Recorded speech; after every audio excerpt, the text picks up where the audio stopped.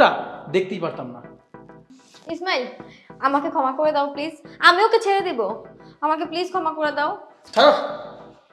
ছেড়ে দিবে না? তারপর তুমি কার কাছে যাবে? মানে? মানেটা হচ্ছে আজকের পর থেকে তোমার সাথে আমার কোনো সম্পর্ক নেই, আমার জীবনে তোমার কোনো প্রয়োজন নেই। তুমি চলে যাও, তোমার বয়ফ্রেন্ড চলে আসবে। আরে তো ভাবার কি আছে? তুমি তো এমনটাই চেয়েছো না, বাড়ি থাকবে, গাড়ি থাকবে, কারি কারি টাকা থাকবে।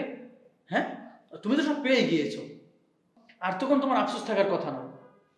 আর হ্যাঁ, তোমাকে একটা কথা বলছি, তুমি যার সাথে আছো না, তুমি তাকেও ঠকাচ্ছ। ইসমাইল, প্লিজ এমন করো না, আমাকে মাফ করে দাও। আমি তো বললাম আমি আর কখনো এরকম করব না। আমি তো ছাড়ো, অনেক নাটক করেছো, আর না।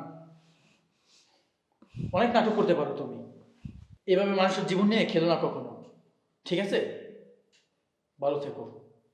আর একটা কথা বলছি, যার সাথে আছো না, এই ছেলেটা সত্যি তোমাকে ভালোবাসে। একে ছেড়ে আবার অন্য কোথাও যেও না।